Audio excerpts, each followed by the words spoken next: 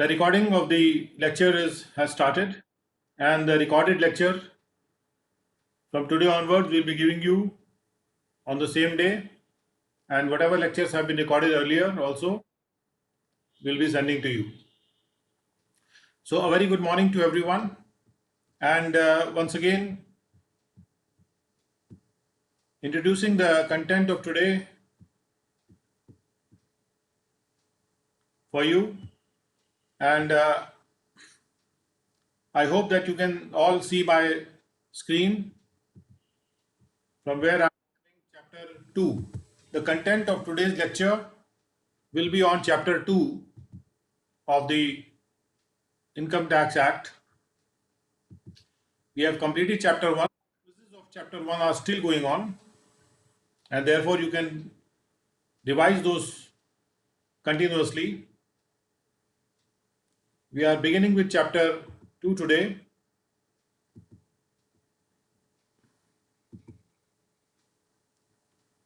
And I have opened a Word file before you, which will be flashing on your screen very soon.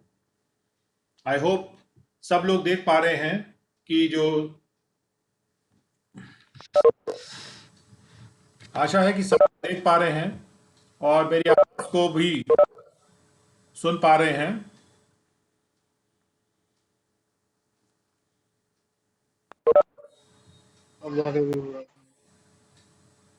Okay, मैं जैसे जैसे आगे बढ़ूंगा आपको आवाज़ और क्लियर होगी. बस अपने ऑडियो और वीडियोस को ऑफ रखिए और धीरे धीरे हम लोग शुरू कर रहे हैं. Okay, thank you so much. Basis of charge ये मैंने कल आपको एक्सप्लेन किया था, but I just repeat it for the interest of those who have just joined. Charge का मतलब है अधिकार,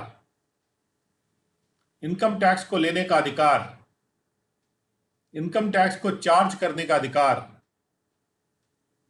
बेसिस है उसका, उसके पीछे जो उसका आधार है. ठीक है, तो अधिकार का आधार चार्ज ऑफ इनकम टैक्स.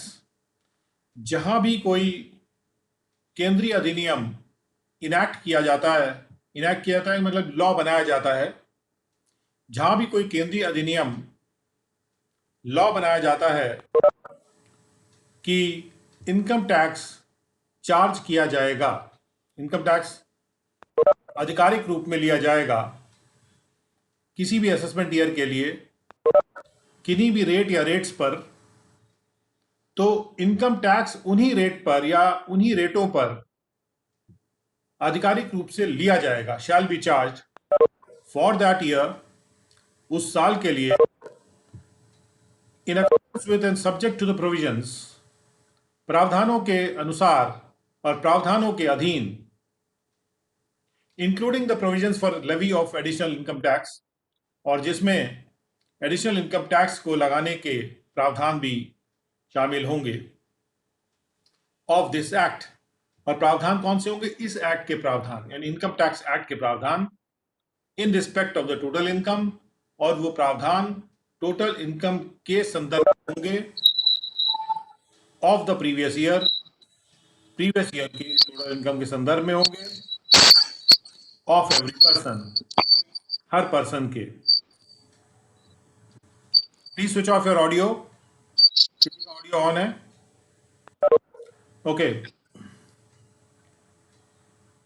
यानी कि केंद्रीय अधिनियम अधिकृत करता है हर साल कि इनकम टैक्स चार्ज किया जाएगा, और ये केंद्रीय अधिनियम यदि अधिकृत न करे तो इनकम टैक्स को चार्ज नहीं किया जा सकता उस साल के लिए इस एक्ट के प्रावधानों के अनुसार और इनके अधीन. Provided that where by virtue of any provision of this act income tax is to be charged in respect of the income of a period other than the previous year. अगर इस act के प्रावधानों के वजह से income tax को charge किया जाना है किसी ऐसे पीरियड के लिए, किसी ऐसे पीरियड की इनकम के लिए जो प्रीवियस ईयर नहीं है, तो इनकम टैक्स उसके प्रावधान के अनुसार ही चार्ज किया जाएगा। इन respect of income chargeable under subsection, income tax shall be deducted at the source or paid in advance, where it is so deductible or payable under any provision of this act। और ये भी अधिकार दिया जा रहा है कि ऐसे प्रावधान अगर है इनकम टैक्स एक्ट में, स्रोत पर कर की कटौती होनी है, यानी tax is to be deducted on source और it is payable as advance tax, then as per the provisions, जैसा कि प्रोविजंस में लिखा हुआ है, तो टैक्स जो है वो सोर्स पे भी काटा जाएगा और एडवांस टैक्स भी दिया जाएगा। यानी यहां पर इनकम टैक्स को लेने का अधिकार सरकार को दिया जा रहा है, प्लस इनकम टैक्स के स्रोत पे कटौती का अधिकार, करवाने का अधिकार, और इनकम टैक्स को एडवांस टैक्स के रूप में लेने का भी अधिकार इस सेक्शन के द्वारा अधिकृत किया जा रहा है। और इसलिए ये सेक्शन कहलाता है चार्ज ऑफ इनकम टैक्स, यानी इनकम टैक्स को लेने का अधिकार। अब आते हैं स्कोप ऑफ टोटल इनकम। हमने सेक्शन 2 में ये पढ़ा था। अबे कांत जी प्लीज अपना ऑडियो बंद कर दीजिए। अबे कांत जी रिक्वेस्ट है, अपना ऑडियो प्लीज बंद कर दीजिए। Scope of total income, total income के विषय में हमने जो डेफिनेशन सेक्शन था उसमें हमने ये पढ़ा था कि टोटल इनकम वो इनकम है जो सेक्शन 5 में लिखी हुई है। यानी टोटल इनकम की डेफिनेशन सेक्शन 2 में हमने इंपोर्ट किया था सेक्शन 5 में से। यही है वो सेक्शन 5 जहां से टोटल इनकम के डेफिनेशन को हमने सेक्शन 2 के डेफिनेशन सेक्शन के पर्पज से इंपोर्ट किया है। और इंपोर्ट क्यों किया? क्योंकि एक जगह हमने अगर किसी चीज को डिफाइन कर दिया तो बार बार वही चीज रिपीट नहीं करेंगे। इंदु परमानंद जी आप अपना ऑडियो को बंद कर दीजिए। इंदु परमानंद जी से रिक्वेस्ट है, अपने ऑडियो को बंद कर दीजिए। Scope of total income, total income का स्कोप क्या है? यानी टोटल इनकम का दायरा, टोटल इनकम कितने दायरे में दिखाई पड़ती है, इसका दायरा कितना है, यानी टोटल इनकम एक तरह से क्या है। तो सेक्शन 5 टोटल इनकम के बारे में है और यह कहता है कि subject to the provisions of this act, इस एक्ट के प्रावधानों के अधीन, the total income of any previous year, किसी भी प्रीवियस ईयर की टोटल इनकम। देखिए प्रीवियस ईयर की टोटल इनकम जो है असेस की जाती है अगले साल में, जिसको असेसमेंट ईयर कहा जाता है। तो किसी भी प्रीवियस ईयर की, प्रीवियस का मतलब पहले का, और ये पहले का किसका पहले है? असेसमेंट ईयर से पहले का साल, इसलिए इसको प्रीवियस ईयर कहा जाता है। So total income of any previous year of a person who is the resident. अगर कोई व्यक्ति एक रेसिडेंट है, रेसिडेंट की परिभाषा सेक्शन 6 में आएगी और इसकी विस्तृत परिभाषा सेक्शन 6 में आएगी। अभी आप मोटा मोटा ये जान लीजिए, रेसिडेंट वो व्यक्ति है जो भारत में जो रह रहा है। यानी हर व्यक्ति जो भारत में रह रहा है उसकी बात नहीं कर रहे हम, उसकी एक टेक्निकल डेफिनेशन है, वो सेक्शन 6 में आएगी। लेकिन मोटा मोटा मैं अगर कहूं तो यदि कोई व्यक्ति एक रेसिडेंट है, रेसिडेंट है मतलब under the provisions of this act resident है, तो total income includes all income what ever source derived. तो टोटल इनकम में वो सारी इनकमें शामिल है, चाहे वो किसी भी स्रोत से प्राप्त हो रही हो, जो कि ए, बी और सी के अंतर्गत आती हैं। तो ध्यान दीजिएगा, ये बहुत ही बुनियादी सेक्शन है। टोटल इनकम जहां बताई जा रही है कि क्या होती है, इसलिए इस सेक्शन को पर ध्यान देना बहुत जरूरी है। तो टोटल इनकम 3 प्रकार की हो सकती हैं, ए, बी और सी। चाहे वो किसी भी स्रोत से प्राप्त हो रही हो। स्रोत से मतलब नहीं है, ये इंपॉर्टेंट है, स्रोत से मतलब नहीं है टोटल इनकम का, किसी भी स्रोत से वो आ रही हो।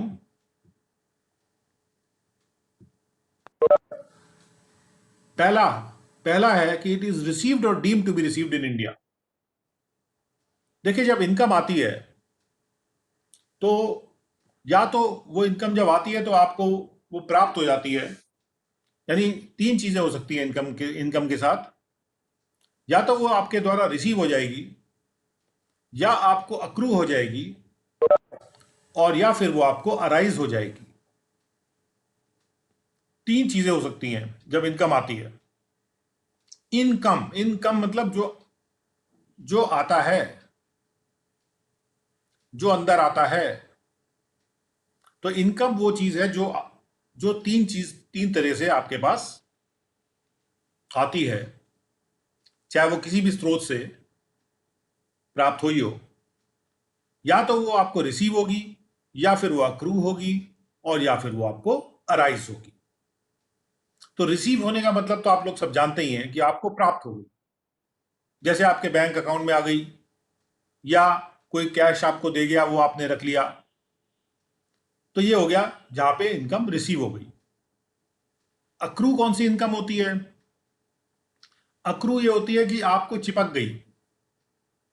अक्रू वर्ड का मीनिंग है जैसे धूल चिपक जाती है, तो इनकम आके आपको चिपक गई। और अराइज का मतलब है कि आपके सामने आपके लिए वो इनकम उठ गई, यानी आपके लिए वो अवेलेबल है, और जब आप चाहें, अभी आपको प्राप्त नहीं हुई है, नहीं लेकिन प्राप्त नहीं हुई है लेकिन अवेलेबल है, आपके लिए अराइज हो गई है। जैसे बैंक में आपने कोई फिक्स डिपॉजिट करा रखा है और अभी बैंक ने उसको क्रेडिट नहीं किया आपके अकाउंट में, तो वो अराइज तो हो गई है लेकिन अभी रिसीव नहीं हुई है आपके द्वारा। ऐसे इनकम अक्रू भी कर सकती है, नीचे सकती है। तो जैसे इनहेरिटेंस से भी इनकम आके आपको चिपक जाती है। तो इस तरह से या तो इनकम आपको रिसीव होगी, या अक्रू होगी, या फिर अराइज होगी।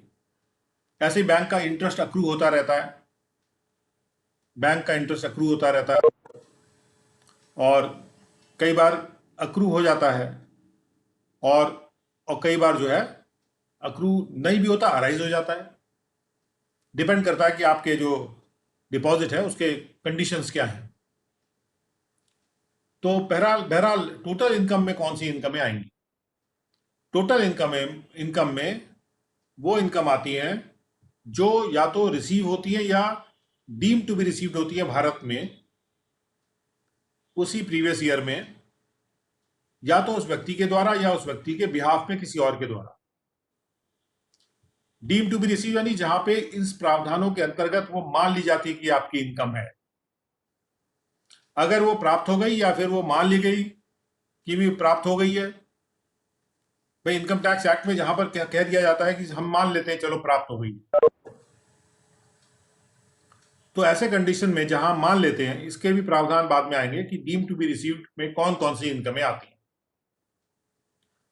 तो प्रावधानित इनकमें जो मान ली जाती हैं कि आपको प्राप्त हो गई हैं, उनको डीम्ड टू बी रिसीव्ड कहा जाता है।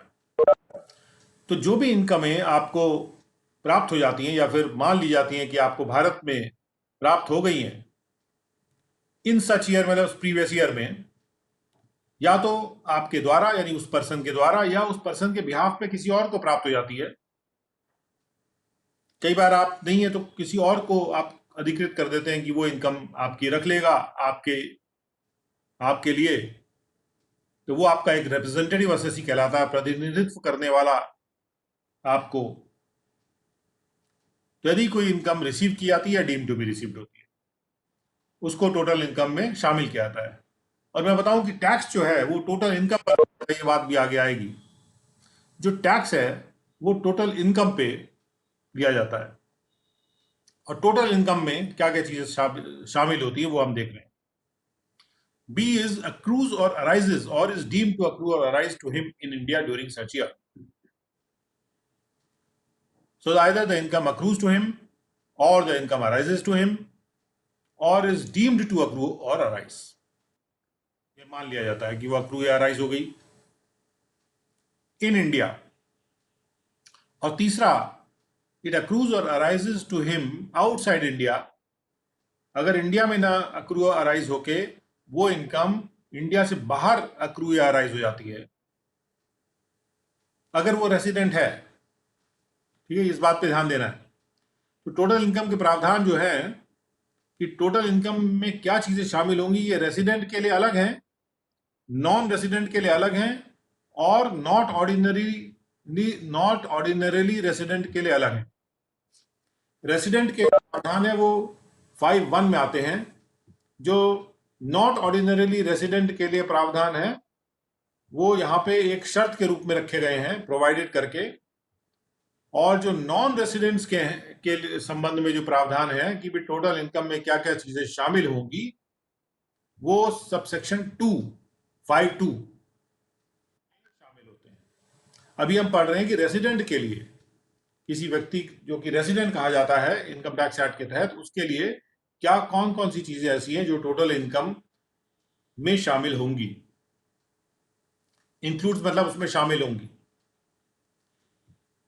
चाहे वो किसी भी स्रोत से डिराइव की गई हो। स्रोत is not important. If it is received और deemed to be received in India, if it accrues or arises or is deemed to accrue or arise to him in India during the year, or if it accrues or arises to him outside India also, यानी India से बाहर भी अगर कोई है, उसको भी अगर कोई इनकम accrue या arise हो रही,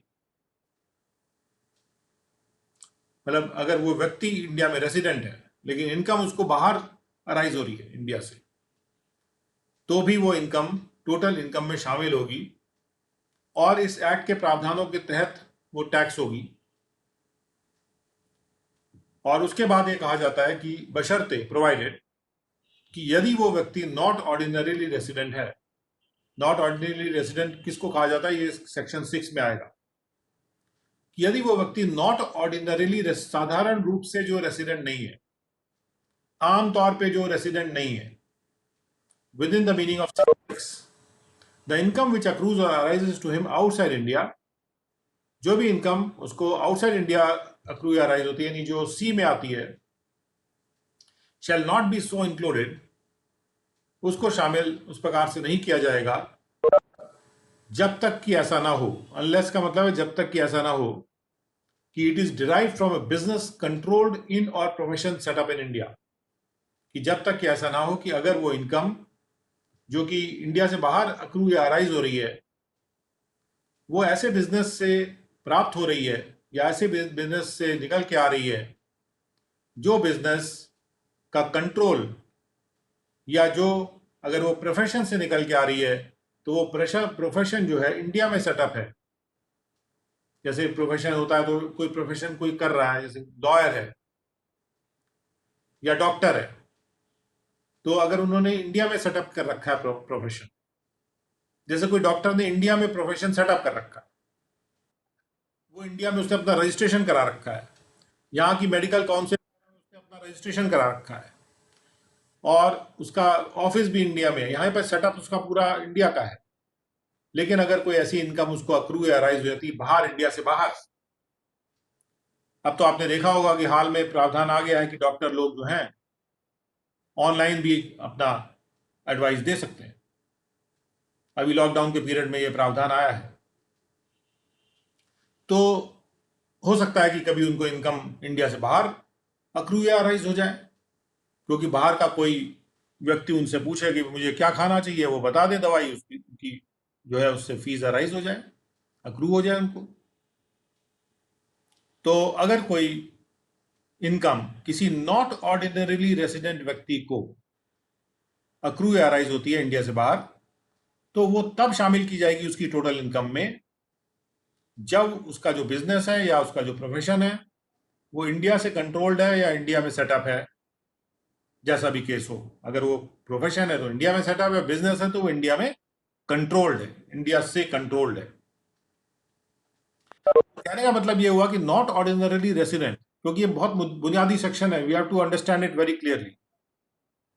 चूंकि वो एक नॉट ऑर्डिनरली रेसिडेंट व्यक्ति है, तो उस केस में ए और बी सेक्शन तो उसको, सब सेक्शन तो उसको लागू होंगे ही होंगे, जो 5A और 5B हैं, लेकिन सी एक शर्त पे लागू होगा उसके लिए कि उसका बिजनेस इंडिया से कंट्रोल हो रहा है कि नहीं हो रहा, और प्रोफेशन उसका इंडिया में सेटअप है कि नहीं है। तो इस तरह से हमने समझा कि रेसिडेंट के लिए क्या प्रावधान है टोटल इनकम के, और हमने समझा कि नॉट ऑर्डिनरीली रेसिडेंट के लिए भी क्या प्रावधान है टोटल इनकम के लिए। Now we come to subsection 2. Subsection 2 of Section 5 says that subject to the provisions of this Act, इस अधिनियम के प्रावधानों के अधीन, the total income of any previous year of a person, किसी भी व्यक्ति के किसी भी प्रीवियस ईयर की total income, who is non resident, जो व्यक्ति एक नॉन रेसिडेंट है इस एक्ट के प्रावधानों के तहत, includes all income from what ever source derived, उसमें वो सारी इनकम शामिल है चाहे वो किसी भी सोर्स से निकल के आ रही हो, प्राप्त हो रही हो, विच 1 and 2, ए और बी, केवल दो चीजें हैं कि वो इनकम या तो उसके द्वारा, अगर वो नॉन रेसिडेंट है, या तो वो इनकम उसकी रिसीव या डीम टू बी रिसीव्ड होनी चाहिए इंडिया में, ये प्रावधान A5(1)(a) से मिलता जुलता है बिल्कुल हूबहू, और या फिर वो इनकम जो है अक्रू या अराइज होनी चाहिए, या डीम टू अक्रू या अराइज होनी चाहिए उसको भारत में ड्यूरिंग सच ईयर। तो कहने का मतलब ये कि पहले तो हम एक वर्ष लेते हैं, और अगर हमने प्रीवियस ईयर डिफाइन किया तो इनकम अराइज होनी चाहिए ड्यूरिंग द प्रीवियस ईयर, और प्रीवियस ईयर को हमने फाइनेंशियल ईयर डिफाइन किया है। फाइनेंशियल ईयर जो है वो 1 अप्रैल को शुरू होता है और 31 मार्च को खत्म होता है। तो यहां पे नॉन रेजिडेंट के केस में ये जो सी है ये नहीं है। सी नहीं है का मतलब क्या हुआ कि इनकम अगर उसको इंडिया से बाहर अगर अक्रू या राइज हो रही है और वो है भी नहीं इंडिया में, वो है भी नॉन रेजिडेंट, अब इंडिया में वो ना तो वो रह रहा है ना उसको इनकम अक्रू या राइज हो रही है, इनकम अगर उसकी इंडिया से बाहर अक्रू या राइज हो रही है तो उस इनकम को इनकम में शामिल नहीं करते हैं। भैया अगर आपको बाहर रहना और बाहर इनकम अक्रू राइज आपकी हो रही है तो उसको हम लोग टैक्स नहीं करेंगे, ये बुनियादी बात है। तो इसलिए इस तरह से प्रावधान है नॉन रेजिडेंट के लिए। अब इसका एक एक्सप्लेनेशन है, explanation 1 and explanation 2। Income accruing और अराइजिंग आउटसाइड इंडिया, जब हम कहते हैं कि इनकम अक्रूइंग या अराइजिंग आउटसाइड इंडिया, क्योंकि यहां पे आउटसाइड इंडिया को शामिल नहीं किया गया ना नॉन रेजिडेंट के लिए,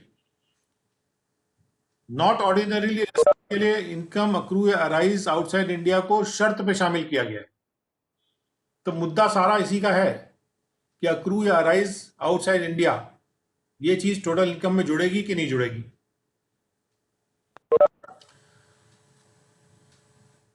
तो income accruing or arising outside India shall not be deemed to be received in India within the meaning of this section by reason only of the fact that it is taken into account in a balance sheet prepared in India. कभी कभी ऐसा भी हो सकता है कि income outside India तो accrue arise हो गई, लेकिन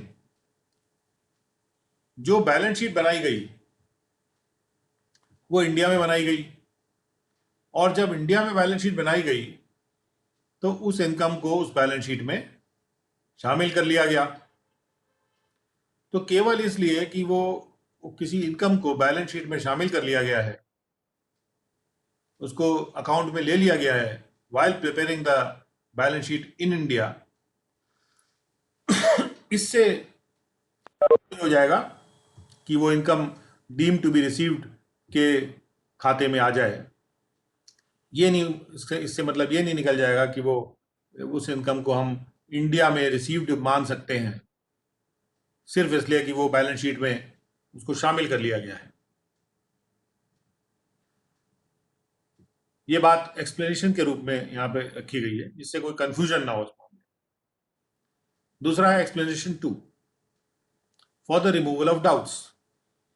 संदेहों को रिमूव करने के लिए it is hereby declared, यहां पे ये बात घोषणा की जा रही है, that income which has been included in the total income of person, कि जिस इनकम को किसी पर्सन के टोटल इनकम में शामिल कर लिया गया है, ऑन द बेसिस, इस आधार पर, दैट इट हैज अक्रूड और अराइजन, कि वो अक्रू या अराइज हो गई थी, और is deemed to have accrued और अराइजन टू हिम, या उसको अक्रू या अराइज मान ली गई थी, अगर इस आधार पे उसको टोटल इनकम में शामिल कर लिया गया है, तो it shall not again be so included on the basis, तो ये टोटल इनकम में फिर से शामिल नहीं की जाएगी ऑन द बेसिस, यानी इस आधार पे। सो इंक्लूडेड मतलब टोटल इनकम में शामिल नहीं की जाएगी, उसी प्रकार से इंक्लूड नहीं की जाएगी ऑन द बेसिस, इस आधार पे, दैट इट इज रिसीव्ड और deemed to be received by him in India, कि वो या तो प्राप्त हो गई है या फिर मान लिया जा रहा है कि वो प्राप्त हो गई है। तो जो इनकम अक्रूअल या अराइजिंग के वजह से टोटल इनकम में शामिल कर ली गई है, उस इनकम को रिसीविंग के ग्राउंड पे दोबारा से शामिल नहीं किया जाएगा। और इसके पीछे सोच ये है कि कहीं कोई डाउट अगर आ जाता है, कोई इनकम अक्रू या अराइज है कि नहीं है, या डाउट आ जाता है कि भाई वो रिसीव है कि नहीं है, तो ऐसा लगता है कि ये इनकम अक्रू या अराइज भी है, और ऐसा भी लगता है कि इनकम रिसीव भी है। तो जहां पर भी इस तरह का संदेह आ जाता है, तो ये नहीं कि आप उसको अक्रू या अराइज होने के नाते वहां भी जोड़ दें टोटल इनकम में और टैक्स पर्पज से, और आप उसको रिसीव्ड होने के नाते भी जोड़ दें। तो इसके पीछे सोच है कि कोई भी इनकम जो होती है वो एक ही बार टैक्स हो सकती है, उसको दो बार आप टैक्स नहीं कर सकते हैं। अगर आपको कोई डाउट है तो या तो आप अक्रू और अराइज के हिसाब से उसको जोड़ लीजिए, अगर आपको डाउट है तो या तो आप उसको रिसीव्ड या डीम्ड टू बी रिसीव्ड के हिसाब से जोड़ लीजिए। ये बात बाद में आएगी कि भाई आपका सोच थी वो सही थी कि नहीं थी, लेकिन दो बार तो आप उसको नहीं जोड़ सकते हैं किसी भी हालत में। तो ये जो क्लैरिफिकेशन है एक तरह का, तो ये है डेफिनेशन टोटल इनकम, और ये था स्कोप ऑफ टोटल इनकम, यानी टोटल इनकम के का जो विस्तृत दायरा है, जो हमें दिखता है, जो दायरा टोटल इनकम का, वो है as per the provisions of this. Now we move on and we go to section 5A. We are doing chapter 2 of the Income Tax Act. We have completed chapter 1 of the Income Tax Act. Now we are doing chapter 2 of the Income Tax Act. Apportionment of income between spouses governed by the Portuguese Civil Code. Portugal में जो civil code है Portugal का, वो 1860 में पारित किया गया था। और ये जो पोर्चुगीज सिविल कोड है वो एक जैसे हमारे गोवा, दादरा, नगर हवेली, दीव में चलता है,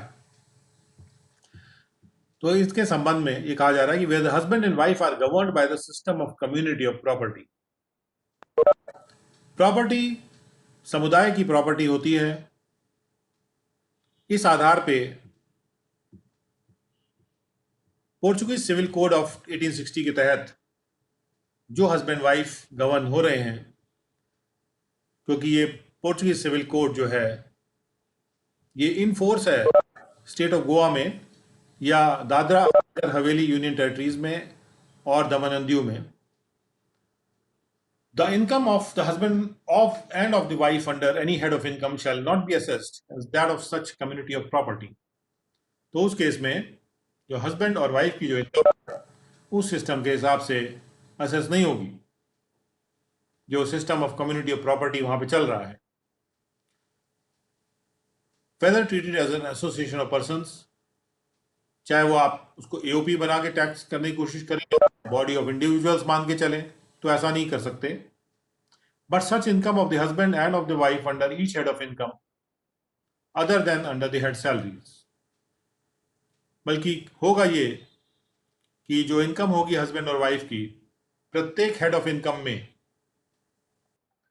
सैलरी के हेड को छोड़ के वो इक्वली अपोर्शन कर दी जाएगी, उसको बांट दिया जाएगा बराबर बराबर between husband and wife, husband और वाइफ के बीच में. एंड द इनकम सो अपोर्शनड, और इस प्रकार से जो बांट दिया जाएगा इनकम को बराबर बराबर, it shall be included separately in the total income of the husband end of the wife.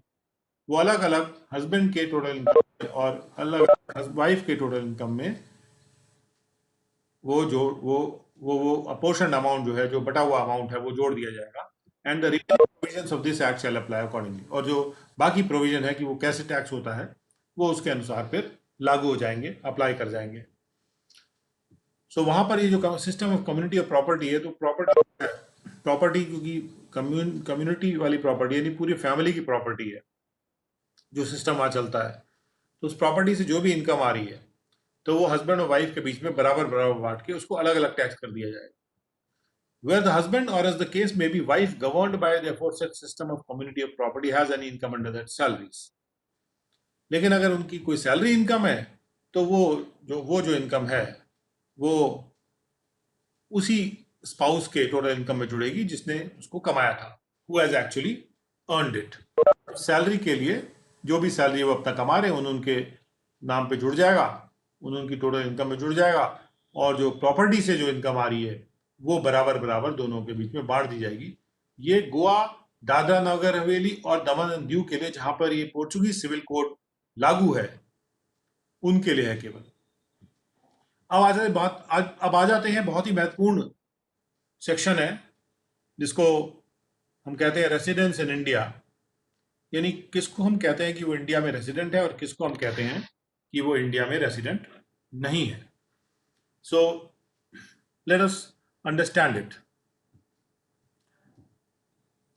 Residence in India for the purposes of this act, इस एक्ट के प्रयोजन से, 1. An individual is said to be resident in India. किसी भी individual को, individual एक person होता है जैसे आप जानते हैं, individual is said to be resident in India in any previous year, किसी भी प्रीवियस ईयर में, if he is in India in that year for a period or periods amounting in 182 days or more. अगर उस साल में वो 182 दिन या उससे ज्यादा कुल मिला के रहा हो.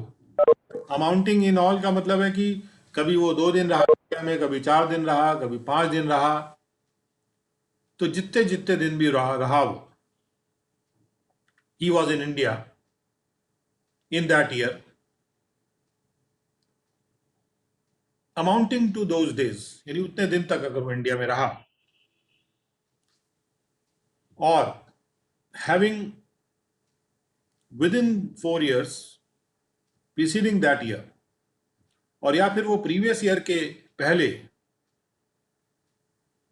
या दैट ईयर का मतलब है प्रीवियस ईयर, यानी प्रीवियस ईयर से पहले, प्रीसीडिंग, पहले के 4 सालों में वो इंडिया में रहा है. हैविंग बीन इन इंडिया का मतलब है कि वो इंडिया में रहा है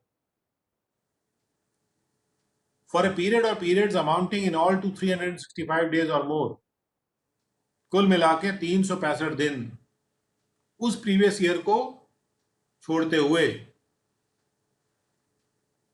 या तो वो इस प्रीवियस ईयर को छोड़ के इसके पिछले 4 सालों में कुल मिला के वो 365 दिन या उससे ज्यादा इंडिया में रहा है,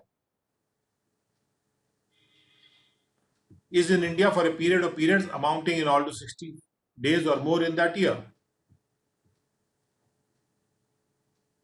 और इसके साथ साथ प्रीवियस ईयर में भी वो 60 डेज या उससे ज्यादा रहा है. तो यहां पे क्या बात निकल के आती है कि यदि वो प्रीवियस ईयर में 60 दिन या उससे ज्यादा इंडिया में रहा, कुल मिला के ये amounting in all word important है। अमाउंटिंग इन ऑल वर्ड बार बार यूज किया जा रहा है, देखिए that is why it is important. अगर वो कुल मिला के प्रीवियस ईयर में 60 दिन रहा, दैट ईयर में मतलब प्रीवियस ईयर में, और वो प्रीवियस ईयर से पहले के 4 सालों में कुल मिला के वो, अगर वो 365 दिन इंडिया में रहा है, तो एक तरीके से तब वो जो है रेसिडेंट कहलाएगा, भले ही वो प्रीवियस ईयर में 182 दिन या उससे ज्यादा नहीं रहा। मान लीजिए कि 182 दिन से ज्यादा अगर वो रहा प्रीवियस ईयर में, तब तो कोई बात ही नहीं है, he is a resident in India. और अगर लेकिन वो मान लीजिए 182 दिन से ज्यादा नहीं रहा, तो आपको उस केस में ये देखना है कि भैया 60 दिन इस साल में रहा कि नहीं रहा, और इस साल को छोड़ के वो पिछले 4 सालों में वो 365 दिन कम से कम रहा कि नहीं रहा। अगर वो रहा है तो फिर वो रेसिडेंट है। ठीक है, तो this is the definition of resident. Now explanation 1 ये कहता है कि being a citizen of India, कि अगर वो भारत का नागरिक है, यहां पे मैं आपको बता दूं कि ये रेसिडेंट की डेफिनेशन में भारत का नागरिक होना अभी तक नहीं आया था। ये एक्सप्लेनेशन 1 में पहले बार आ रही है बात कि अगर वो भारत का नागरिक है, who leaves India in any previous year as a member of the crew of an Indian ship as defined in clause 18 of section 3 of Merchant Shipping Act। अगर वो भारत इसलिए छोड़ के जाता है किसी भी प्रीवियस ईयर में कि वो एक भारत के किसी इंडियन शिप यानी भारत के किसी पानी के जहाज में काम करने वाले लोगों का मेंबर है। मेंबर ऑफ द क्रू मतलब जो लोग उस में रह रहे हैं, कार्य कर रहे हैं, उनको क्रू कहा जाता है। जैसा कि मर्चेंट शिपिंग एक्ट 1958 में भी डिफाइंड है।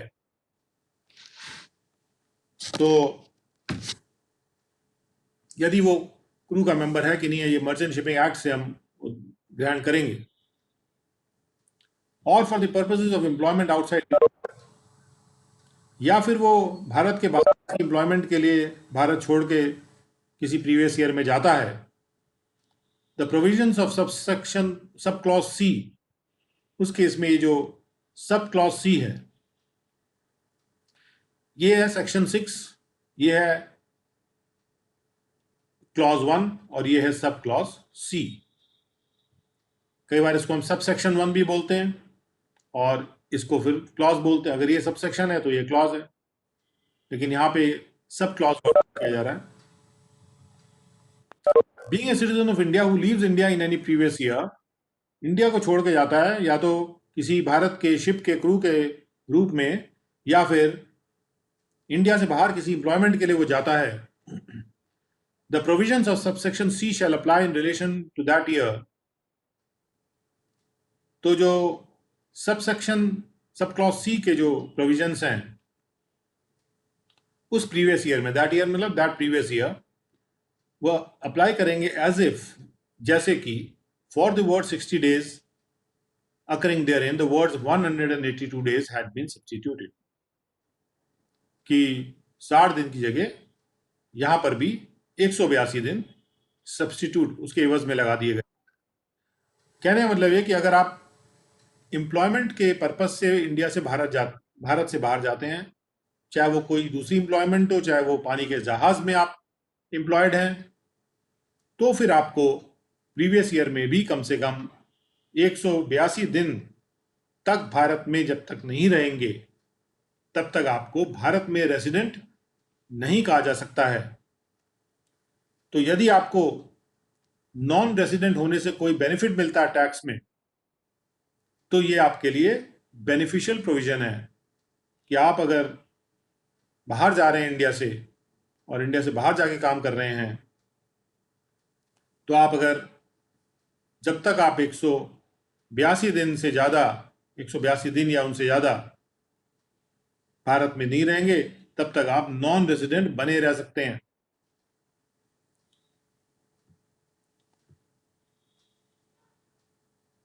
Now be, being a citizen of India और a person of Indian origin, यदि अगर आप भारत के सिटीजन हैं या आप इंडिया के ओरिजिन के पर्सन हैं, यानी आपका जो ओरिजिन है, आपका जो आपके जो पूर्वज हैं वो इंडिया के थे, तो ये पर्सन ऑफ इंडियन ओरिजिन का जो मीनिंग है वो 115C सेक्शन के क्लॉज ई के एक्सप्लेनेशन में दिया हुआ है, वहां से ये ग्रहण होगा। तो यदि आप एक इंडियन ओरिजिन के पर्सन हैं, अगर मोटा मोटा समझना चाहे इसके पीछे सोच क्या है, तो फिर इंडियन ओरिजिन का पर्सन वो है कि जो कि जिसका ओरिजिन भारत का है, यानी कि उसके पूर्वज भारत के होंगे। तो और अगर वो देश का नागरिक भी है, तो हु बीइंग आउटसाइड इंडिया, जो भारत से बाहर होते हुए comes on a visit to India, वो इंडिया में विजिट करने आता है इन एनी प्रीवियस ईयर, किसी भी प्रीवियस ईयर में, the provisions of sub clause c shall apply, तो सब क्लॉज सी के प्रोविजंस अप्लाई करेंगे in relation to that year as if for the word 60 days occurring therein the words 182 days had been substituted। तो कहने का मतलब यह कि एक इंडियन ओरिजिन के पर्सन्स के लिए भी थोड़ा बेनिफिशियल प्रोविजन है कि जितने भी लोग इंडिया के ओरिजिन के हैं और वो इंडिया से बाहर थे, ठीक है, इंडिया से बाहर थे और वो इंडिया विजिट करने आ जाते हैं, ठीक है, तो जब तक कि वो 182 दिन से ज्यादा इंडिया में नहीं रहेंगे आके, तब तक वो इंडिया में रेजिडेंट नहीं कहलाएंगे। तो इसलिए वो आराम से यहाँ पे आए, घूमें, अपना काम करें, और उनको ये डरने की जरूरत नहीं है कि जैसे ही मेरे 60 दिन पूरे हो जाएंगे, मैं तो फिर ये देखा जाएगा कि उसके पिछले 4 सालों में अगर मैं 365 दिन रहा हूं तो फिर तो मैं रेजिडेंट कहलाने लग जाऊंगा। तो ये खतरा उनके ऊपर मंडराएगा नहीं। और अगर कोई इंडियन ओरिजिन का पर्सन है या कोई सिटीजन भी है इंडिया का, इंडियन ओरिजिन का नहीं भी है, he may not be of an Indian origin, कोई मान लीजिए जिसका ओरिजिन कोई ब्रिटिश हो, लेकिन अगर वो इंडिया का सिटीजन है और वो बाहर था, ठीक है, बाहर होते हुए इंडिया में आता है, तो वो उसको डरने की जरूरत नहीं है कि, क्योंकि 60 डेज की जगह हम 182 डेज काउंट करेंगे ये पता लगाने के लिए कि वो इंडिया में रेजिडेंट है कि नहीं। ओके, उसके बाद explanation 2, for the purposes of this clause, इस क्लॉज के पर्पज से, तो जहां पे हम कह रहे हैं कि for the purposes of the sub clause, तो वहां हम सब क्लॉज सी की बात कर रहे थे, ये सब क्लॉज सी। और जब हम कहते हैं for the purposes of this clause, इस बात पे ध्यान देना है, for the purposes of this clause का मतलब है कि हम ये वन क्लॉज की बात कर रहे हैं, यानी यहां पे हमारा अगर सब क्लॉज हमारा सी है तो हमारा क्लॉज 1 है और हमारा सेक्शन 6 है, यानी वन क्लॉज के लिए 6(1) के लिए, for the purpose of this clause का मतलब है 6(1) के लिए, in the case of an individual, अगर कोई व्यक्ति इंडिविजुअल है, being a citizen of India, और वो भारत का नागरिक होते हुए, यानी भारत का नागरिक भी है, and a member of the crew of a foreign bound ship living India, और अगर वो फॉरेन जाता हुआ शिप, फॉरेन बाउंड शिप का मतलब फॉरेन कंट्री की ओर जा रहा है, और ऐसा शिप इंडिया को छोड़ रहा है अगर, और उस शिप का वो क्रू का मेंबर है, ठीक है, भारत का नागरिक भी है और वो एक इंडिविजुअल भी है, यानी कोई अगर भारत का नागरिक इंडिविजुअल होते हुए इंडिया से बाहर जाते हुए शिप के क्रू का मेंबर है, इससे मतलब नहीं कि शिप इंडियन है कि शिप फॉरेन है, उससे मतलब नहीं है, वो शिप इंडियन कंपनी का है या फॉरेन कंपनी का शिप है उससे मतलब नहीं है, लेकिन अगर वो शिप फॉरेन जा रहा है, द पीरियड और periods of stay in India shall in respect of such voyage be determined in the manner and subject to such conditions as may be prescribed। तो ऐसे केस में ये जो पीरियड ऑफ स्टे निकालने की बात आएगी, तो ये पीरियड ऑफ स्टे जब निकालने की बात आएगी कि कितने टाइम वो इंडिया में रहा, तो इसके लिए कंडीशंस प्रेस्क्राइब की जाएंगी, और प्रेस्क्राइब वर्ड जहां भी यूज किया जाता है तो उसका मतलब, जैसे कि हमने डेफिनेशन सेक्शन में देखा था कि प्रेस्क्राइब वर्ड का मतलब है प्रेस्क्राइब अंडर द रूल्स। तो जहां पर भी प्रेस्क्राइब शब्द है तो इसका मतलब उसके लिए कोई रूल बनाया जाएगा, जिसके तहत, जिस रूल के तहत यह तय किया जाएगा कि किस मैनर में, किस प्रकार से और कौन से शर्तों के अधीन, सब्जेक्ट टू कंडीशंस, वो उसका जो पीरियड ऑफ स्टे है भारत में वो कंप्यूट होगा, वो तय होगा। तो इसके लिए कंसर्न रूल बनाया जाएगा नाउ। और ये रूल क्यों बनाया जा रहा है? क्योंकि जो शिप में जो लोग चलते हैं तो उनका थोड़ा आवागमन जो है वो दूसरे तरह का रहता है। वो कब वो कहा जाएगा कि वो चल दिए, कब वो कहा जाएगा वो पहुंच गए, कब वो कहा जाएगा उनका एक दिन पूरा हो गया। तो ये सब चीज़ों के लिए रूल बनाया जा सकता है। नाउ 6.2 में लिखा है कि अगर वो इंडिविजुअल नहीं है, तो एक हिंदू अनडिवाइडेड फैमिली है या वो फर्म है या फिर वो ईओपी है, तब उसको कब रेसिडेंट कहा जा सकता है?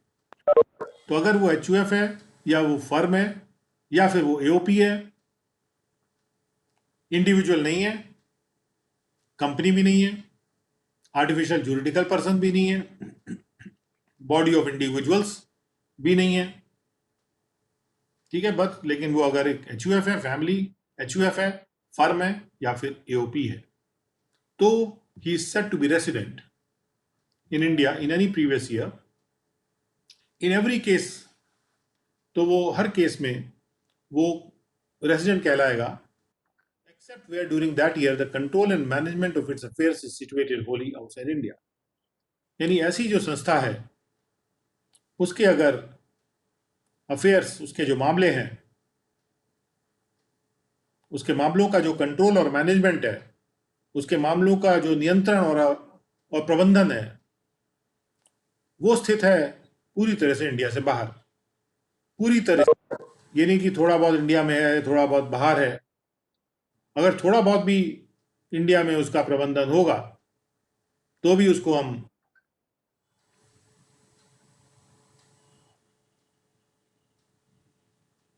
क्या कह सकते हैं? तो उसको इंडिया में कहेंगे ही रेजिडेंट। लेकिन अगर कोई एचयूएफ फर्म एओपी है, उसको तब हम रेजिडेंट कहेंगे किसी प्रीवियस ईयर में जहां पर उसका जो प्रबंधन या कंट्रोल है वो इंडिया से बाहर नहीं है। अगर उसका प्रबंधन या कंट्रोल इंडिया से बाहर है तो वो इंडिया में रेजिडेंट नहीं कहलाएगा। इन शॉर्ट, यानी किसी भी एचयूएफ या फर्म या एओपी का अगर प्रबंधन या कंट्रोल या नियंत्रण उसके मामलों का इंडिया से पूर्णतया बाहर स्थित है, तब वो रेसिडेंट नहीं कहला सकती।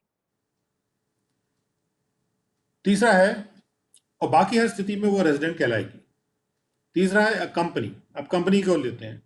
Company is said to be a resident in India in any previous year if it is an Indian company. Indian company word section 2 में डिफाइन किया गया है। यदि वो इंडियन कंपनी है या फिर वो इंडियन कंपनी नहीं है, अगर, जैसा कि आपने देखा था कि इंडियन कंपनी जो है वो कंपनीज एक्ट में रजिस्टर होती है, और अगर वो इंडियन कंपनी नहीं है तो अगर उसका जो असरदार प्रबंधन है, its place of effective management in that year is in India, अगर इफेक्टिवली वो इंडिया से मैनेज हो रही थी उस साल में, तो भी वो इंडिया में रेसिडेंट मानी जाएगी। Said to be a resident, deemed to be resident नहीं है। डीम्ड टू बी रेसिडेंट वो होता है जो रेसिडेंट ना भी हो, उसको मान लिया जाता है। सेट टू बी रेसिडेंट वो है, ये रेसिडेंट वर्ड को डिफाइन किया जा रहा है कंपनी के संदर्भ में, clear cut. So a company is said to be resident in any previous year if it is an Indian company, और अगर वो इंडियन कंपनी नहीं भी है तो उसका जो इफेक्टिव मैनेजमेंट का प्लेस अगर इंडिया में था उस साल में, यानी उस प्रीवियस ईयर में, तो भी वो उस साल में रेसिडेंट मानी जाएगी। यानी कोई फॉरेन कंपनी का भी अगर इफेक्टिव मैनेजमेंट उस साल में, पूरे उस साल में इंडिया में था, प्लेस ऑफ इफेक्टिव मैनेजमेंट शब्द यूज किया जा रहा है, इफेक्टिव मैनेजमेंट की जगह, और एक्सप्लेनेशन इसी बाबत एक एक्सप्लेनेशन भी दिया हुआ है कि for the purposes of this clause, ये जो फ्रेज है प्लेस ऑफ इफेक्टिव मैनेजमेंट या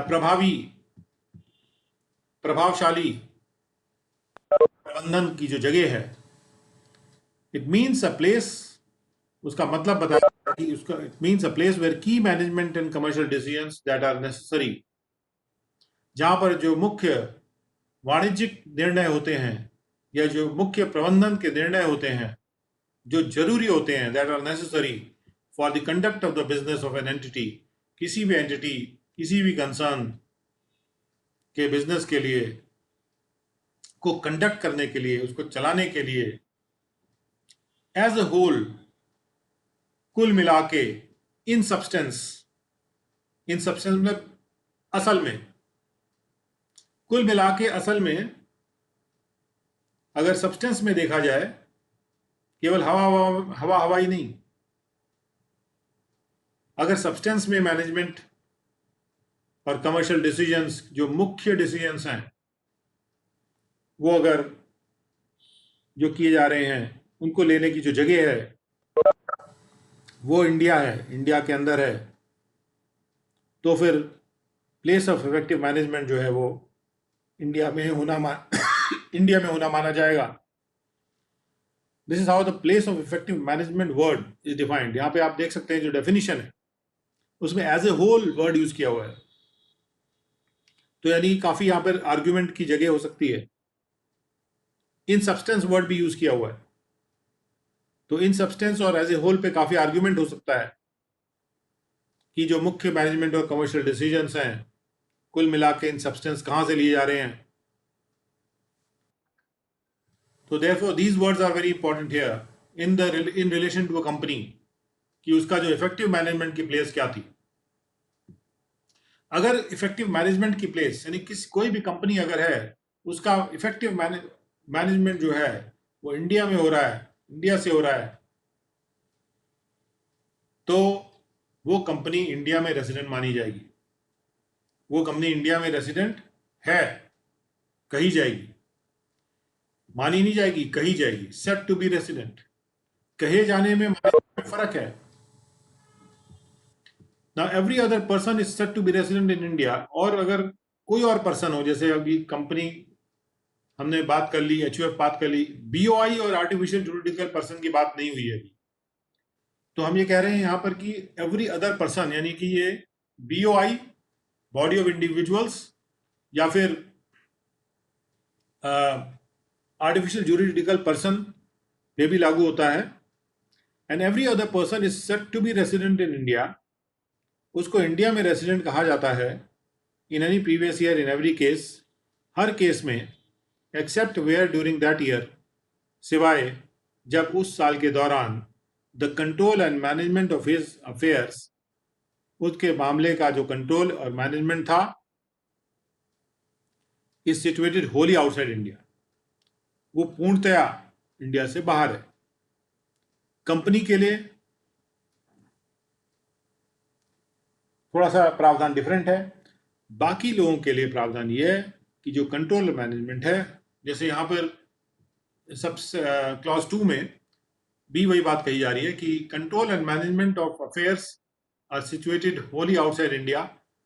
यही चीज बॉडी ऑफ इंडिविजुअल्स और आर्टिफिशियल जुरिडिकल पर्सन पे भी लागू कर दी गई है, यानी कि सिवाय उस कंडीशन के जहां पर किसी भी पर्सन का, जो कि एचयूएफ फॉर्म, एओपी या बीओआई आर्टिफिशियल जुरिडिकल पर्सन है, उसका जो कंट्रोल एंड मैनेजमेंट है, अगर वो पूर्णतया इंडिया से बाहर हो, तभी वो रेसिडेंट नहीं मानी जाएगी इंडिया में।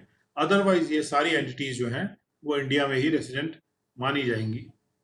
लेकिन कंपनी के लिए खास तौर पे एक प्रावधान ये करे गए हैं कि वहां ये देखना होता है कि इफेक्टिवली अगर इंडिया में हो रहा है, भले ही इंडिया से बाहर भी डिसीजन लिए जा रहे हैं, भले ही इंडिया से बाहर भी डिसीजन लिए जा रहे हैं, लेकिन इंडिया में भी लिए जा रहे हैं, और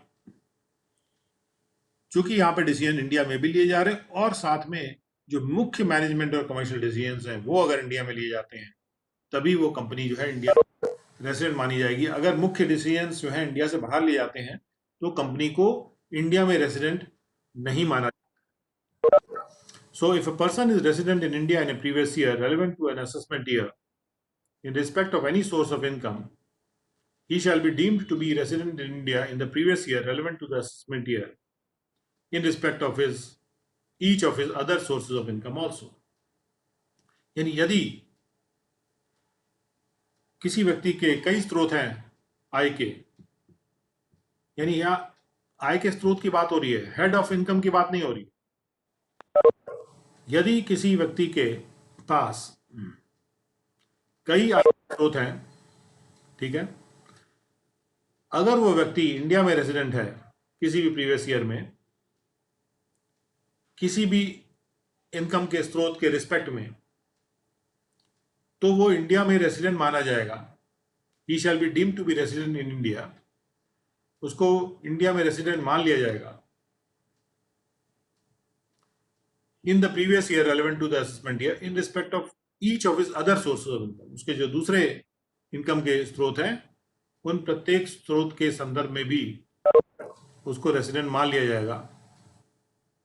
तो यदि वो एक स्रोत ऑफ इनकम के संबंध में वो रेसिडेंट है तो बाकी जो भी स्रोत हैं उसके संबंध में भी उसको इंडिया में रेसिडेंट मान लिया जाएगा। A person is said to be not ordinarily resident। यहां पे not ordinarily resident शब्द को डिफाइन किया जा रहा है 6(6) में, और a person is said to be not ordinarily resident in India in any previous year if such person is an individual who has been a non-resident in India in 9 out of the 10 previous years। अगर वो व्यक्ति, पहली condition ये है कि वो एक individual है और वो नॉन रेजिडेंट रहा था उस साल को छोड़ के 10 सालों में से 9 साल में, यानी लंबे अवधि से वो नॉन रेजिडेंट है, और has during the 7 previous years preceding that year been in India for a period of periods amounting in all to 729 days or less, या वो उस प्रीवियस ईयर को छोड़ के पिछले 7 सालों में 729 दिन या उससे कम इंडिया में रहा है, तो फिर वो नॉट ऑर्डिनरली रेजिडेंट कहा जाएगा।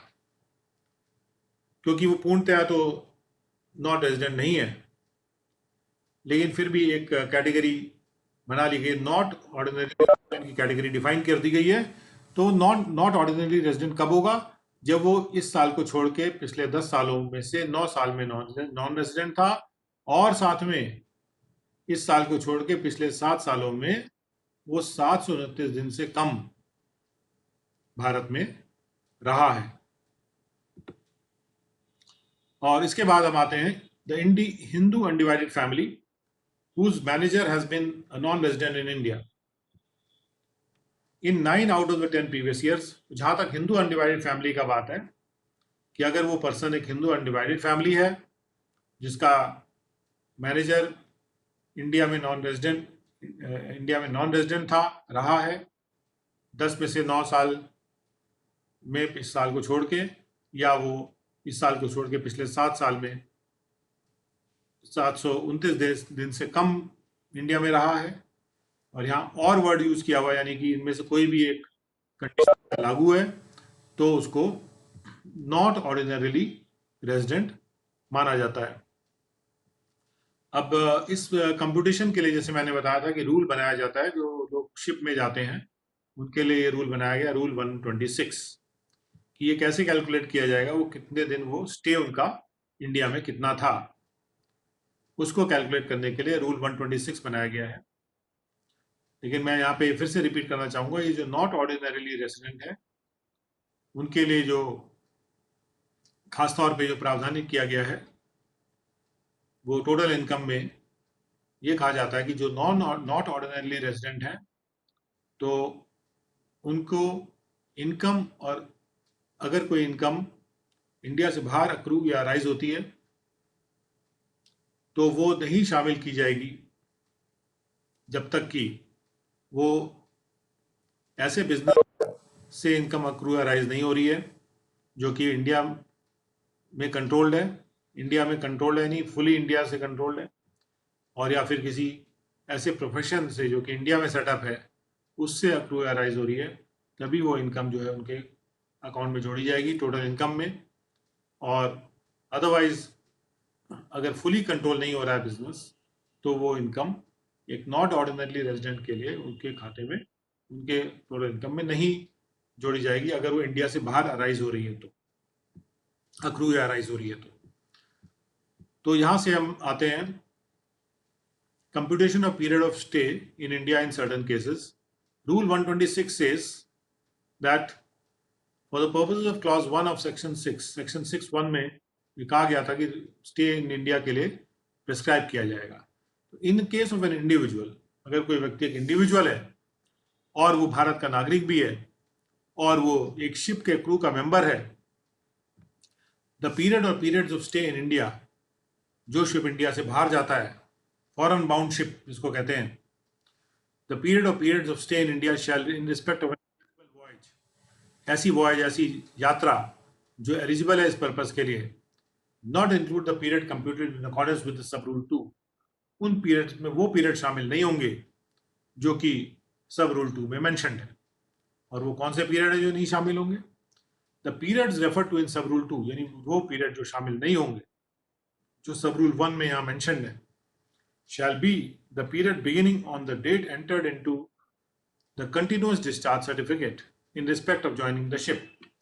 जब भी कोई शिप के क्रू का मेंबर है वो किसी शिप को ज्वाइन करता है तो उसका जो CDC है यानी कंटिन्यूअस डिस्चार्ज सर्टिफिकेट, उस पर वो डेट एंटर कर दी जाती है। तो इन respect of joining the ship by the said individual, जब वो इंडिविजुअल उस शिप को ज्वाइन करता है उस एलिजिबल वॉयज के लिए, and ending on the date entered into the certificate in respect of signing off, और जब वो शिप से साइन ऑफ करता है तो उसमें उसका जो शिप के पास ये अधिकार रहता है कैप्टन कि वो उसके CDC पे साइन करेगा, और वो जो साइन है उस पे CDC पे डेट एंटर करेगा, और जब वो साइन ऑफ कर रहा है यानी शिप से जा रहा है छोड़ के, from the ship in respect of such voyage, ऐसे वॉयज के रिस्पेक्ट में, यानी जब वो वॉयज में है जिस दौरान, यानी जब कोई समुद्री जहाज में वॉयज के पीरियड में है तो वॉयज का पीरियड जो है उसका वो स्टे इन इंडिया में शामिल नहीं होगा।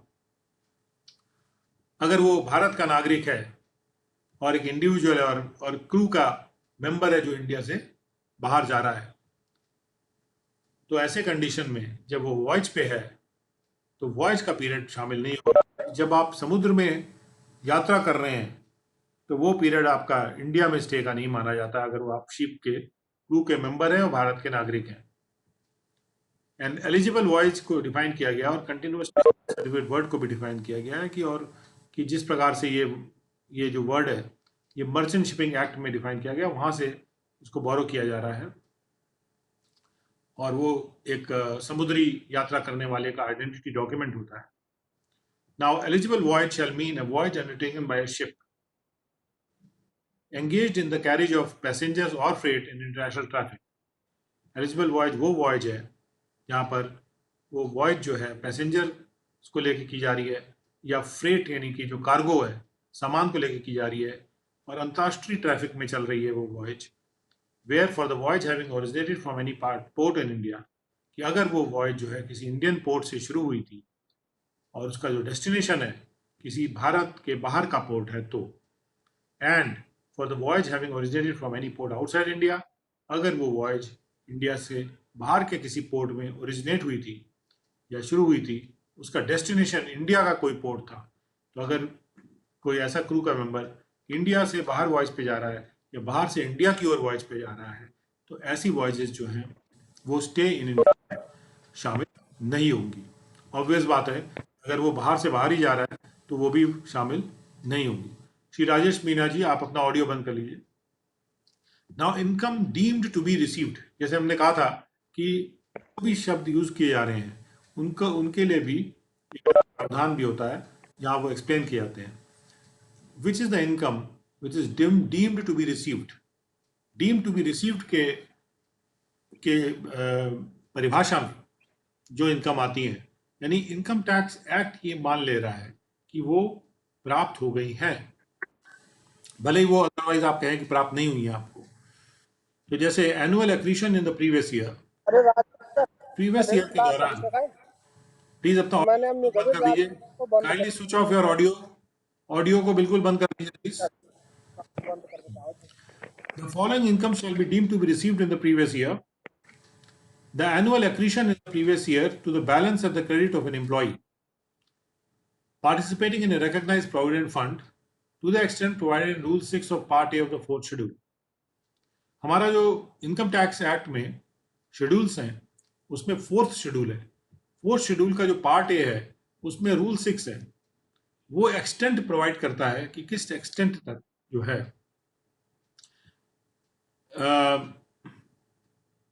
एनुअल एक्रीशन हो सकता है किसी भी रिकॉग्नाइज्ड प्रोविडेंट फंड में.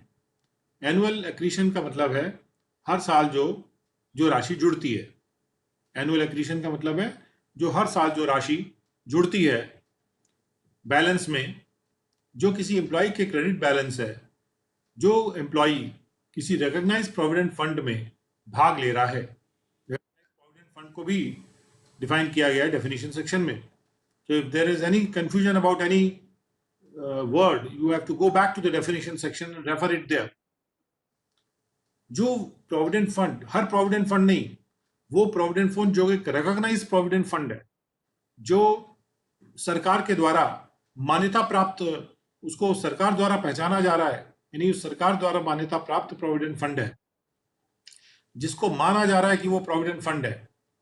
तो उस प्रोविडेंट फंड में अगर कोई एम्प्लॉय पार्टिसिपेट कर रहा है और उस एम्प्लॉय के क्रेडिट पे जो बैलेंस है उसमें जो हर साल जो राशि में बढ़त आती है, यानी जो इंटरेस्ट लगता है लेट्स से, या एम्प्लॉयर भी अगर कुछ कंट्रीब्यूट उसमें कर रहा है, तो जैसा कि 4th शेड्यूल में लिखा है कि कैसे कैसे एनुअल एक्रीशन होना चाहिए, तो वो जो राशि है जो उस फंड में जा रही है वो भले ही आपको डायरेक्ट प्राप्त नहीं भी हो रही है, लेकिन उसको भी हम डीम्ड टू बी रिसीव्ड की कैटेगरी में शामिल करते हैं. उसके बाद the transferred balance in the recognised fund to the extent provided in sub rule 4 of rule 11 of part A of the 4th schedule. और कभी कभी किसी फंड में बैलेंस ट्रांसफर होकर आता है बाहर से, तो यानी कि रिकॉग्नाइज्ड प्रोविडेंट फंड में पैसा या तो इंटरेस्ट के रूप में बढ़ता है, या एम्प्लॉयर के कंट्रीब्यूशन की वजह से बढ़ता है, या एम्प्लॉई के कंट्रीब्यूशन की वजह से बढ़ता है, या किसी और अकाउंट से वो ट्रांसफर होके आता है बैलेंस, जैसा कि 4th शेड्यूल में सब मेंशन्ड है. तो इन सभी स्थितियों में जो पैसा आ रहा है वो डीम टू बी रिसीव माना जाता है. Now the contribution made by the central government और एनी अदर एम्प्लॉयर, जो कंट्रीब्यूशन भी सेंट्रल गवर्नमेंट ने किया है, जो योगदान सेंट्रल गवर्नमेंट ने दिया है या किसी भी और एम्प्लॉयर के द्वारा दिया गया है इन द प्रीवियस ईयर, एम्प्लॉई के अकाउंट में किसी भी पेंशन स्कीम के तहत, जिस पेंशन स्कीम को सेक्शन 80 CCD में रेफर किया गया है. तो अगर जैसे पेंशन स्कीम है, नेशनल पेंशन स्कीम इत्यादि, वो जो 80 CCD में रेफर की गई है, उसमें अगर सेंट्रल गवर्नमेंट या कोई और एम्प्लॉयर किसी एम्प्लॉय के अकाउंट में अपना कंट्रीब्यूशन दे रहा है, तो जब वो कंट्रीब्यूशन देता है तो उसको भी ये माना जाता है कि it is deemed to be received by that employee. और अगर वो मान लिया गया it is deemed to be received, तो क्या होगा, उसका परिणाम क्या होगा कि जब वो डीम्ड टू बी रिसीव्ड मान लिया जाएगा तो उसका परिणाम ये होगा कि वो अगर रेसिडेंट है या वो नॉन रेजिडेंट है तो वो उसके टोटल इनकम में जुड़ जाएगा, चाहे वो नॉट ऑर्डिनरी रेजिडेंट हो चाहे रेजिडेंट हो, क्योंकि केस में डीम टू बी रिसीव का जो प्रावधान है वो तो रहता ही है. ओके, अब आते हैं section 8 dividend income. Now for the purposes of inclusion in the total income of an SSC, अगर कोई डिविडेंड को हमको टोटल इनकम में इंक्लूड कराना है तो उसके लिए खास प्रावधान दिया हुआ है कि कोई भी अगर ऐसा डिविडेंड जो कंपनी ने डिक्लेयर किया हो या डिस्ट्रीब्यूट किया हो, बांटा हो या पे कर दिया हो, जैसा कि कौन सा डिविडेंड जो 222A तक डिफाइंड है, हम लोग 222 तक पढ़ चुके हैं।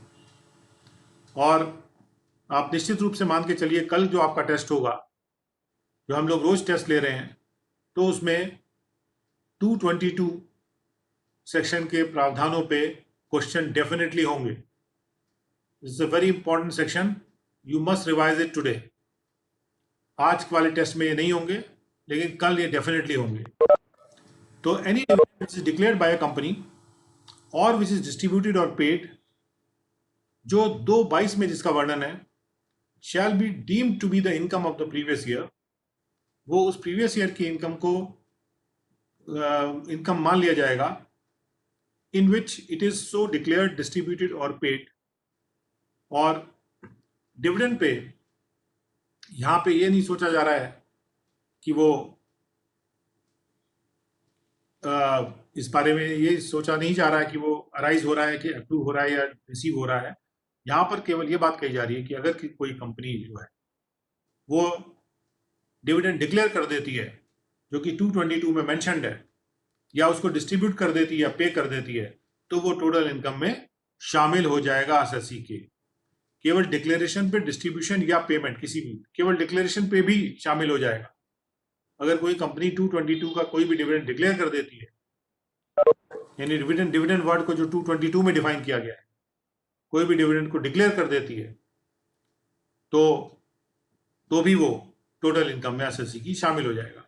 Any interim dividend shall be deemed to be the income of the previous year, in which the amount of such dividend is unconditionally made available by the company to the member who is entitled to it. अगर कोई interim dividend है, यानी कि पूरा dividend नहीं लेकिन थोड़ा सा डिविडेंड जैसे कभी कंपनी दे देती है, जो कि उस साल का पूर्ण डिविडेंड नहीं होता है और कुछ थोड़ा बहुत उसका पार्ट होता है, उसको इंटरिम डिविडेंड बोलते हैं। फाइनल, इंटरिम और फाइनल वर्ड ऑपोजिट वर्ड्स हैं। जो फाइनल डिविडेंड नहीं है, जो केवल इंटरिम है, कुछ समय के लिए दिया जा रहा है, shall be deemed to be the income of the previous year in which the amount of such dividend is unconditionally made available. और जहां इंटरिम डिविडेंड है उसके लिए रूल ये है कि अगर वो डिक्लेयर कर दिया गया, वो पर्याप्त नहीं होगा।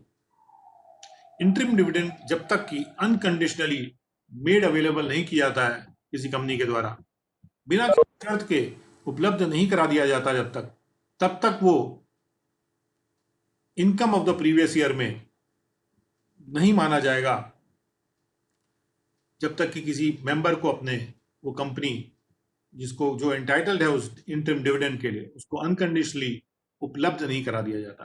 यानी इंटरिम डिविडेंड के लिए केवल डिक्लेरेशन पे वो इनकम का पार्ट नहीं बनेगा,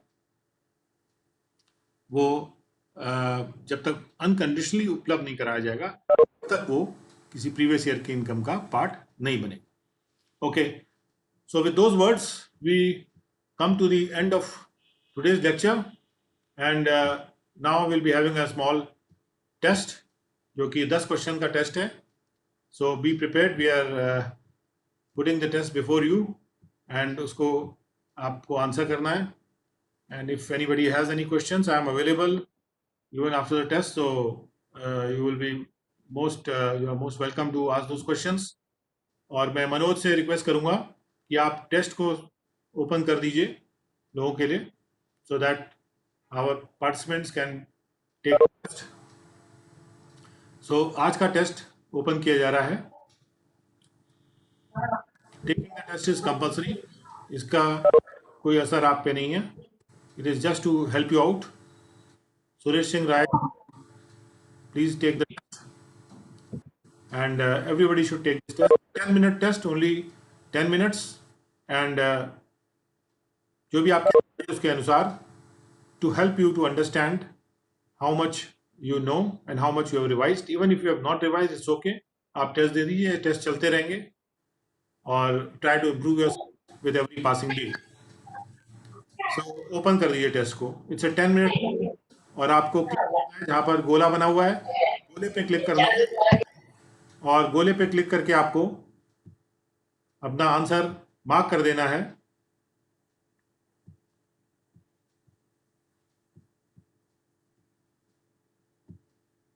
The test has started, it is going on, and 10 minutes में you have to complete it. किसी भी गोले पे जो सही लगता है आपको, केवल जवाब हाँ या ना या आई डोंट नो का है। अगर आपको नहीं भी आता तो आप आई डोंट नो लिख दीजिएगा। मेरी टीम से रिक्वेस्ट है कि आप सायरा बानो जी को कांटेक्ट करिए and tell her to come back and log in and do the test right now. The team is requested to contact Saira Banu and tell her to do the test right now.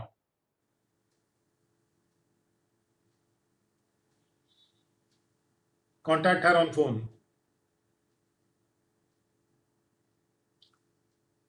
Test is going on. जो गोला बना हुआ है उसको उस पर आपको click करना है और क्वेश्चन को ध्यानपूर्वक पढ़ के जो आपका सही जवाब है केवल यस नो, अगर आप नहीं आता उसके बारे में तो केवल आई डोंट नो लिख दीजिए, पे भी क्लिक कर सकते हैं, नो इश्यूज, कोई परेशानी की बात नहीं है। Is just to understand how much you are revising, क्योंकि जो कम रिवाइज करेगा then we will make you revise more, क्योंकि हमको तो आपको पास कराना है।